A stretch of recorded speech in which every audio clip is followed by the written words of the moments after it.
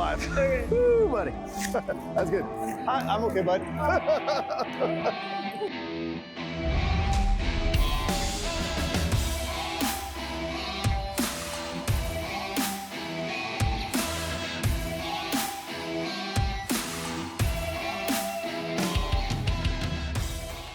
That last one sounded good. I don't know where the rounds went, but it sounded good.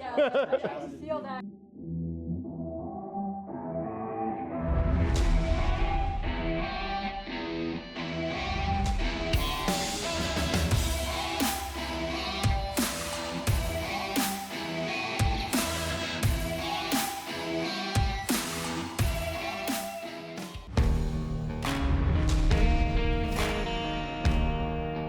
So what we're doing, essentially what this class is going to be is my version of TCCC, lessons learned. Like I know some of you have had TCCC, some of you had TECC, some of you have had American Red Cross training. We're going to look at all of those things and we're going to break this down into a little bit of all of it and just try to increase your skills, make it a little better. So that's the whole goal. What we're looking at this from and the way that we're going to think about this a little bit today is not you're running into the target. You're not got all your gear, you don't have all your shit. We can look at it that way, but if you were just off duty, you got a tourniquet in your pocket and whatever gun you're carrying, you don't have all your shit with you, right? Like that, getting a SWAT call out and knowing with some version of intelligence or getting a target packet and knowing you're going to hit a target and mentally preparing that are very different than being caught by surprise the way that civilians would be or whatever else, right? So kind of shift your thinking in that regard. We're going to go over the different phases of it, like, you know, in the moment, essentially active shooter scenario, you know, car crashes just happen, like how to get the fuck out of whatever bad shit is happening to you,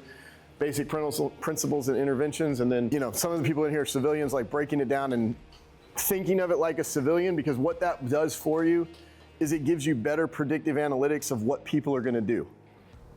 Right? Like you have SOPs, and SOPs are left and right limits for you to operate in. Everybody go get a donut, take a leak, get something to eat, and then we're going to start these round robins. Yep, twist, twist, twist. There you go.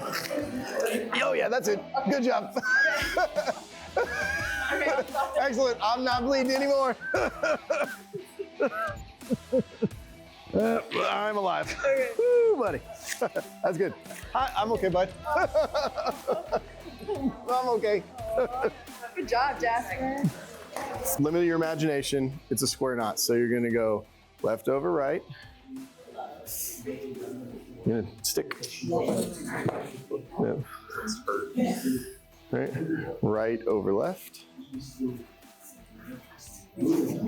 What if you don't do it that way because you just forget? It won't matter. It won't matter. But it's just technique to explain it. And then. Oh, I see. Okay.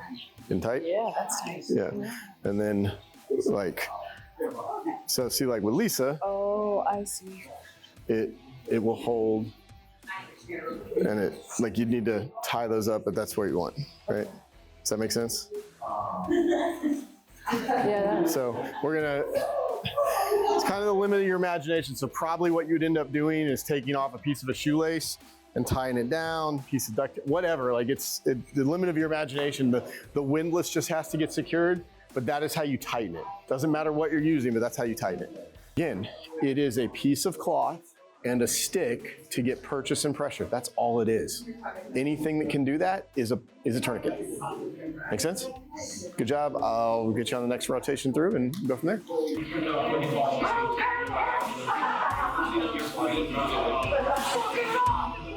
Say your legs!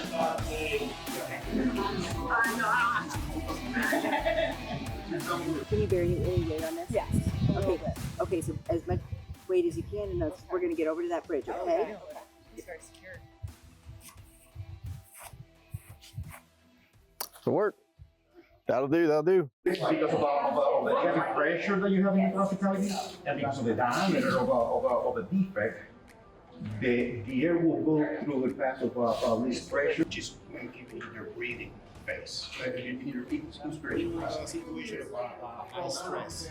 A lot of things are going to be going through your, or maybe not. Maybe you are like working like you're getting to that tunnel vision mindset, and you're not like thinking to equally. You're just reacting and going through your process. which is okay, because sometimes thinking a lot, like this is, we have algorithms for this, so you don't have to think. You can go through the anterior axillary line, but like, what do you have here? The diaphragm, right? Doing that approach is safe, but then again, when you're in a high lot of pressure and there's a lot of stress, there's a chance that you and for me, it's like, why take that chance? And then I put a needle in your stomach. But like, completely, you can do that. But it's so easy to go here. And it's not going to cause any problems. Yeah. And it's going to be easier to approach in a high stress situation. What happens if this is a big accident, right? Yeah. So, and you want it to be like that. You put mass in your chest, right? But if you're not puncturing that pleural space, you're not getting any air. Now, you can't cover the wound, so you can go ahead, if you have access, go ahead and bandage and cover the wound. But that's more for a long-term infection, which we're not worried about at this point. We're not worried about exposure for us. We have to stop the bleed as fast as possible. So say this is one of you guys and we're in an active shooter scenario, you're getting behind something hard that's bulletproof enough to get that on and then make your egress. All right, so now you're cranking. There's 2. All right, so that's 3. Don't do it yet because don't do any more on that, so we'll tuck that in. You're not gonna be able to get a 5th. And done. Any wound we pack or dress or whatever, or I mean, maybe it's something that's like a big laceration, but we're like not necessarily packing it, we're just putting pressure over it. And if you need to cover it up, this is what you cover it up.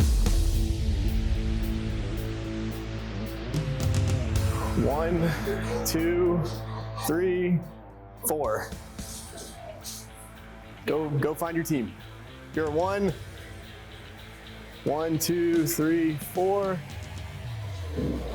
Once you get here, you find your marginally compliant victim. One member of your team will apply tourniquet to said victim. I don't care if you do it on an arm or a leg. When the victim tells you it's good, you have met the criteria. Everybody else on the team that's not doing the tourniquet pulls security. But when you move as a team, you must take your sensitive items.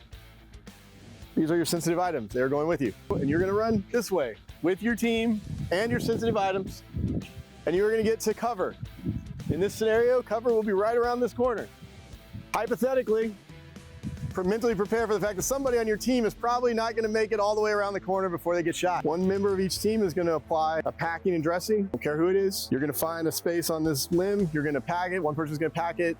We won't make anybody do this one. You're each gonna pack one of the short ones. You're gonna pack it and wrap it. Scott will come back alive and tell you if you suck or not. Once he gives you good to go, you have completed that task. Someone will twist an ankle and someone hypothetically may get shot somewhere, and you are going to splint that person behind cover. Once you've done that and it's been checked off fast enough, you will move your sensitive item and your casualty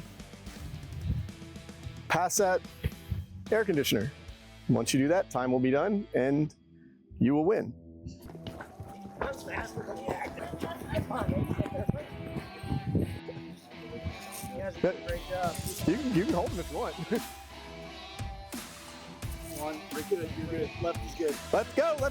You're good. You're good. Nicole, you're shot in the leg. You're down. You're shot in the leg. Where you hit? Leg. Which leg? Right here. Yep. Angie, you twisted your ankle. Yeah. And you have now twisted your ankle. All right. Once you get somebody that's good, you can start dressing your arm. That tourniquet's no good. She just had, My tourniquet's good. she just shot and the bleeding stopped. Yeah. Yep. Okay. Bleeding stop. Bleeding stop. Okay. You got an arm to dress. Pack your hole. Pack. He's coming. Who's doing it? Who's doing it? Team working. Fast as you can. Fast as you can. Somebody needs to pack a wound. Pack a wound. Pack a wound. Pop your tourniquet, right? No, leave it. Yeah, if you can. Yeah, if it's hurting you, you can pop it. Hurry. He's fucking dying. Oh. Well, shit, if I can get the damn thing open. I know, isn't that suck? It sucks taking it out of the package, doesn't it? Whole team's waiting on you. Bad guy's coming. Shot in the leg! Shot in the leg! Freddie's ankle is twisted. And Angie's ankle is twisted.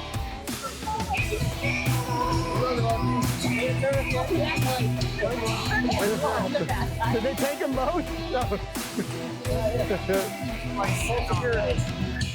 right, front leaning rest if you are waiting. Who's got this fucked up ankle? You do now, yeah. You've got tourniquet on and you can wrap this thing. Somebody needs a, which team is done? Go.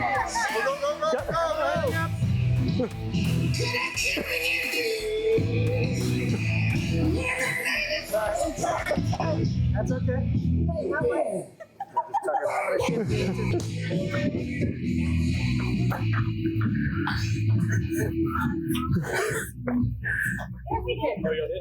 Oh yeah, excellent job.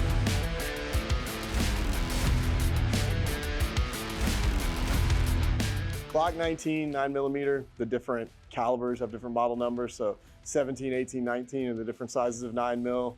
Then there's 43X and like the subcompacts, and they kind of break down. So you look at your Glocks by your model number. 22 all the way to 45, I am absolutely a Glock user for everything I do since I've been the military transition to them. I love them. They're like the Honda Civic of guns. You can customize them any way you want, and they're cheap and they keep running. 6-hour compact 9mm. This is one of the good SIGs, not one of the shitty ones that the Army bought. So we're just gonna let you put some rounds through them a couple times. We're gonna go over basic pistol marksmanship. Components of these pistols. All right, for a Glock, all the firing components are internal. This is a casing. The little thing on the bottom is a primer. There's gunpowder in the casing. When you hit the primer, the bullet comes flying out. The barrel is rifled. Bullet come out like a football. It spins. When the bullet spins, it gives it more accuracy on the trajectory of whatever, right? Our purpose is today, we're gonna start on basic pistol marksmanship to begin with. Pistols are way harder to shoot than rifles. Like it is so much harder to be good at pistol shooting than rifle shooting, because rifle, you have 3 points of contact, it's way more stable. It's a completely different animal. And we're even doing open sight pistols, which is even harder. We put you on, we'll get one of these red dot pistols at the end and you guys will feel like you're like in the Terminator. Wow, like it changes the whole dynamic of how you shoot. So that's how bullet works. Now, we look and check a firearm, we pick it up. We're always gonna make sure it's unloaded. To do that, we're looking down the magazine well, okay? There's nothing in it. There's nothing on the bolt face. There's nothing in the chamber. This is empty gun, right? Boom, boom, boom, right? Everybody can see that. When we load a magazine, you're gonna go in what's called your shooter's box. Our shooter's box is our eyes to our nipple line, and anything with rifle, pistol, whatever, you're working inside this area. This way, when you are looking forward, you can still see threats coming and work at the same time. Does that make sense? All right. So magazine into the magazine well. There's a click. This Glock is ambidextrous for as far as like the slide release. So I'm a left-handed shooter. I release the slide. It is going to take, you guys can all watch. It's going to, the catch is going to push the round right up in there. On a Glock, there's this little nipple that pops up if there is a round in the chamber. So this is a feature on a Glock. So you just rub your finger across the top right there. Feel that little bump? Little bump. So what does this do for you? If you pick this weapon up at night, you know if it's loaded or not, right? Then you would always just press check. I see a round in the chamber. That is a loaded weapon, okay? All right, now, to safely unload a weapon. A Glock does not have a safety. It has a detent. That little spring, as soon as that is detented, this weapon will fire. But not detented, there's a round in there, that trigger's not moving. You can drop this pistol out of an airplane, it will not go off. They just don't work like that. It's a pretty cool feature, the way that they work. All right, now to unload. First thing I do is remove the source of feed. Source of feed is the rounds that will go into the weapon. Next, I'm gonna remove source of fire. That's the round that's in the chamber. Right, it comes out. Lock the slide to the rear, magazine well, bolt face, barrel. Empty weapon. I want you to take the pistol with no rounds in it. You're gonna just put the slide to the front, make sure they're unloaded. And we're just gonna do a little dry fire kind of aiming exercise just so we can get it in our hands. Now, your pistol grip is two-handed. Here, I'm gonna show you, everybody. So we go into our shooter's box, fingers floating to the side, right? You're gonna wrap. My thumbs are gonna marry up, not cross. They hug, right? And then I'm out. So for me, left-handed, here, there. When you aim, you see the rear sights, right? There's two little notches. Then there's a front sight post and a target. When you're aiming, the only clear thing you see, the focal point of your vision is the front sight post. When you're going forward, you're going front sight post, front sight post, front sight post. Now, as you lay that pistol out there, that front sight post wants to be level in between these notches. But at this distance, if that front sight post is on that paper, you're gonna hit that motherfucker. So as you're going out, front sight post, front sight post, front sight post, boom. And the trigger's gonna break. When you are presenting your weapon, your finger, as soon as you start to present it, like I'm gonna shoot this guy, finger goes on the trigger. You're pushing and you're taking slack out of the trigger, and you want the trigger to break on extension. Bend your knee. You're standing like you're about to kick somebody in Muay Thai. Same stance. Okay. Don't like boxing stance or whatever. So yeah. So like whatever's a stable stance for you. Yeah, that's better. You ever done kickboxing? Yeah. Kickboxing stance. Legs a little more spread, but yeah, there you go. Now, yeah, that's pretty good. Put your leg out. There you go, like that. Good.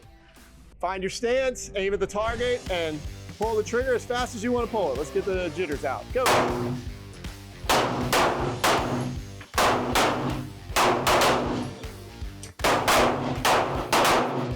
All that's good. Everybody feeling better? Enjoying it? Okay. Like, they're dead. I mean, like you killed them. That last one sounded good. I don't know where the rounds went, but it sounded good. I don't have much more for you guys. I mean, we can sit here and shoot and keep punching holes in these targets, or we can go get something to drink and get out of this heat.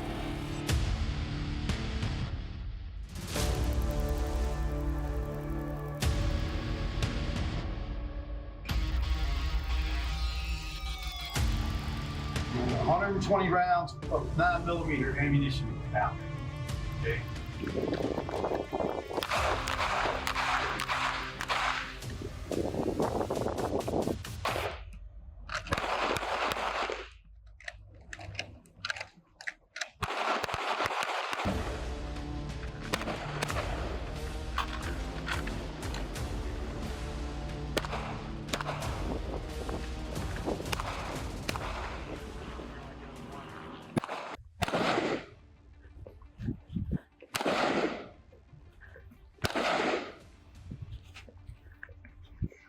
Back the other direction.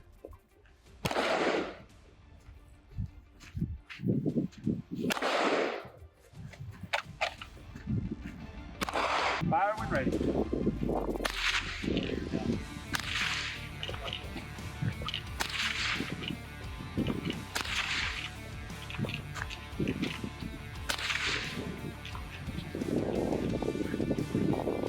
You're ready.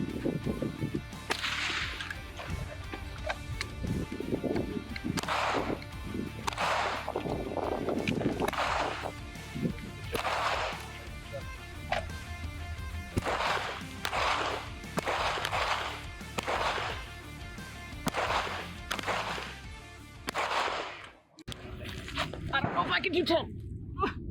One. 1 1.5.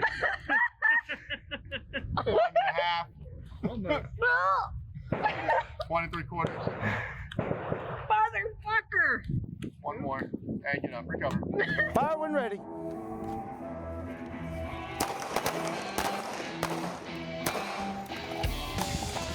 You are moving. So you target, turn your feet, and move. Heel toe. to each one, okay? That allows you the flexibility in your waist turned like this to where I can go back if I have to. Whereas if you turn your feet in that direction, you will not get turned back around that way. Everybody understand the drill.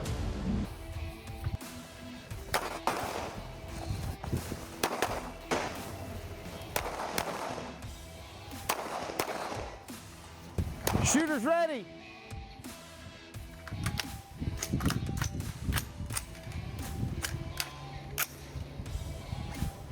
Range is hot. Fire at will.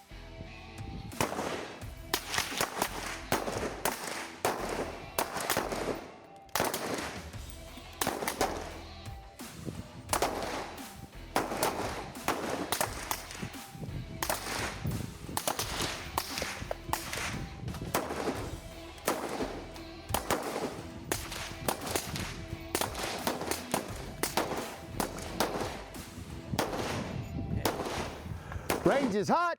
Fire at will.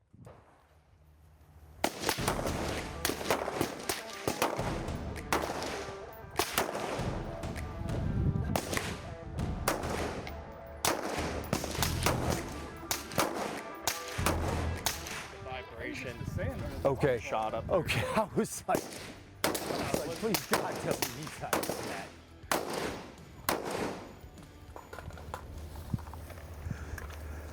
That was not him. That was the vibration from At first I thought the same thing, and I looked at Hunter and he was like, no.